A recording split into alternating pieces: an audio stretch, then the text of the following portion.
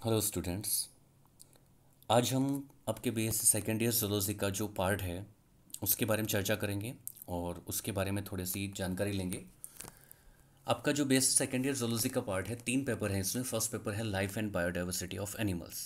आपने जो first year में पढ़ी थी वो पढ़ी थी इनवर्टिब्रेट्स, अकशेरुकियों के बारे में पढ़ा था। और इस बार हम पढ़ेंगे वर्टिब्रेट्स के बारे में, कशेरुकियों के बारे में पढ़ेंगे।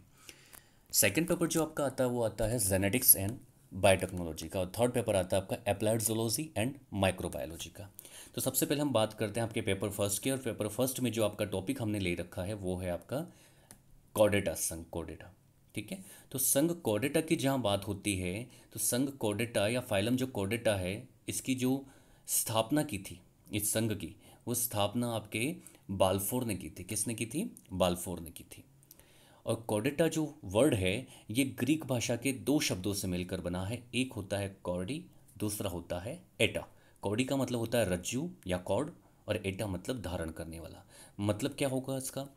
इसका अर्थ है कि शरीर के पृष्ठ भाग में, शरीर का जो पृष्ठ भाग होता है, जो डॉर्सल साइड होती है, उसमें एक सुदृढ़ आधारशील छड़ी के आकार की संरचना पाई जाती है, जिसको कहते हैं पृष्ठ रज्जु या नोटोकॉर्ड कहते हैं। ये जो नोटोकॉर्ड होता है वो कॉर्डेटा संघ के सभी सदस्यों में पाया जाता है। उनके जीवन की किसी न किसी अवस्था में पाया जाता है। ऐसा नहीं कि ज़रूरी नहीं है कि उसकी वयस्क अवस्था में पाया जाए, है ना, लेकिन जीवन की किसी न किसी अवस्था में ये नोटोकॉर्ड पाया जाता है। अब नोटोकॉर्ड का मतलब क्या है यहाँ पे? पृष्ठ रज्जु। इसको हम कशेरुक दंड भी कहते हैं। क्या कहते हैं इसको? कशेरुक दंड भी कहते हैं। हमारे मेरुदंड भी कहते हैं, कशेरुक दंड भी कहते हैं, नोटोकॉर्ड भी कहते हैं, पृष्ठ रज्जु भी कहते हैं। तो इसकी उपस्थिति के आधार पर और इसकी अनुपस्थिति के आधार पर जो वर्टिब्रेट्स होते हैं, है ना, कॉर्डेट्स जो होते हैं, उनको 2 भागों में बांटा गया है। एक आपके होते हैं कॉर्डेट्स और दूसरे होते हैं आपके नॉन कॉर्डेट्स। तो कॉर्डेट्स की बात करें जब हम, तो कॉर्डेट्स कौन कौन से होंगे? तो कॉर्डेट्स जो हैं वे जीव जिनमें पृष्ठरज्जु पाई जाती है वो कहलाते हैं आपके कॉर्डेट्स, और वे जीव जिनमें पृष्ठरज्जु नहीं पाई जाती है उनको कहते हैं नॉन कॉर्डेट्स या अकशेरुकी कहते हैं। अब कॉर्डेट्स जो हैं उनकी बात हम करें तो संख्या के हिसाब से ये जो हैं कॉर्डेट्स बहुत कम है। संख्या के हिसाब से ये पृथ्वी पर बहुत ही कम मात्रा में पाए जाते हैं। आप देखेंगे कि जब हम फाइलम के बारे में पढ़ते पढ़ते हैं, जंतु जगत के बारे में, तो जंतु जगत में बहुत सारे फाइलम हैं। ठीक है ना। तो बहुत सारे फाइलम हैं। उन फाइलम में हम देखें जैसे आर्थ्रोपोडा सबसे बड़ा संघ है। ठीक है ना। तो उसमें कई सारे जीव जंतु पाए जाते हैं। वैसे ही मोलस्का है। तो हमारे जो कॉर्डेट्स की संख्या की बात करें तो मोलस्का के तो बहुत ही आधे के बराबर, और अगर हम बात करें आर्थ्रोपोडा के तो उसके 10वें भाग के बराबर भी हमारी जातियों की संख्या नहीं है। तो कॉर्डेट्स जो हैं संख्या के हिसाब से इनकी जातियों की संख्या क्या है? बहुत ही कम है। लेकिन अगर हम बात करें परिमाण की, परिमाण की बात करें मतलब साइज की बात करें, तो साइज के आधार पर ये पृथ्वी के विशालतम जीवों में शामिल होते हैं। साइज के आधार पर ये किस में शामिल होते हैं? पृथ्वी के विशालतम जीवों में शामिल होते हैं। एक और कारण है हमारे पृथ्वी के सभी जगह पर पाया जाना। सभी जगहों पर सभी प्रकार के आवासों में कॉर्डेट्स पाए जाते हैं। कॉर्डेट्स जो जीव हैं इनके शरीर का जो तापक्रम रहता है वो हमेशा स्थिर रहता है, और शरीर का तापक्रम जब स्थिर रहेगा, है ना, तो हर प्रकार के आवास में, प्रत्येक प्रकार की पारिस्थितिकी तंत्र में, चाहे वो घास के मैदान हो, चाहे वो समुद्र हो, चाहे वो पहाड़ हो, पर्वत हो, ठीक है ना, पर्वतीय इलाका हो, तो किसी भी प्रकार के पारिस्थितिकी तंत्र में कॉर्डेट्स जीवित रह सकते हैं और पारिस्थितिकी तंत्र में अपनी एक महत्वपूर्ण भूमिका निभाते हैं। अब कॉर्डेट्स की अगर बात निकली है तो इसके 3 बेसिक लक्षण होते हैं, 3 फंडामेंटल कॉर्डेट के लक्षण होते हैं जिसके कारण इनको पहचाना जाता है। तो वो 3 फंडामेंटल जो लक्षण हैं वो कौन कौन से हैं उसके बारे में बात करते हैं।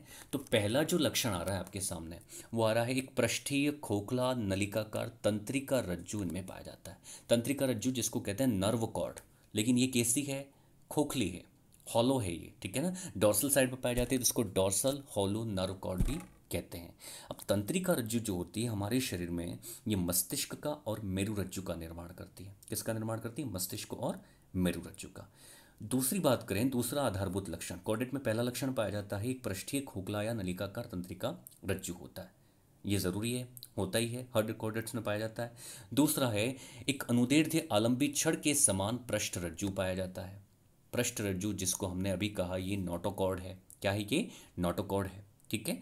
तो ये हमारे शरीर में क्या करता है, अंतः कंकाल बनाता है, जो हमारा एंडोस्केलेटन है उसका निर्माण ये करता है। ठीक है। तो अनुदैर्ध्य आलंबी छड़ के समान पृष्ठरज्जु पाया जाता है।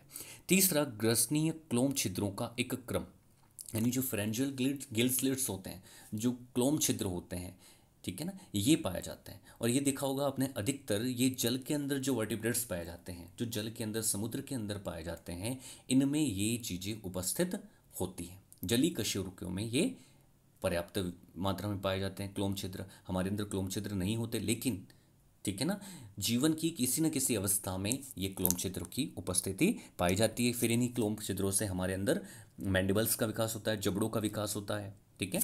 तो ये जो तीन लक्षण आपको बताए, तीन आधारभूत कॉर्डेट के लक्षण, ये कॉर्डेटा में पाए जाते हैं। ये ज़रूरी नहीं है कि कॉर्डेट की हर अवस्था में पाए जाएं, लेकिन जीवन की किसी न किसी अवस्था में ये तीनों लक्षण विद्यमान होते हैं, तो इनको हम क्या कहते हैं, कॉर्डेट में रखा जाता है। अब ये तीनों सामान्य लक्षण सभी कॉर्डेट्स के प्रारंभिक जीवन काल में प्रकट तो होते हैं। कब होते हैं, प्रारंभिक जीवन काल में। परंतु कभी कभी ये सभी लक्षण वयस्क में भी विद्यमान रहते हैं। जैसे एक एग्जाम्पल आ रहा है आपके सामने ब्रेंकियोस्टोमा का। किसका एग्जाम्पल आ रहा है, ब्रेंकियोस्टोमा का एग्जाम्पल आ रहा है। तो ये ब्रेंकियोस्टोमा हमें पढ़ना भी है, और आगे हम जो पढ़ेंगे, ठीक है ना, वो पढ़ेंगे कॉर्डेटा के वर्गीकरण के बारे में। तो आज आपको जो मैंने जो बताया है उसकी पीडीएफ आपको मैं अवेलेबल करवा दूंगा, और आपको कोर्डेटा के बारे में सामान्य जानकारी मैंने आज दी है, और अब कोर्डेटा के वर्गीकरण के बारे में आगे हम पढ़ेंगे। Thank you.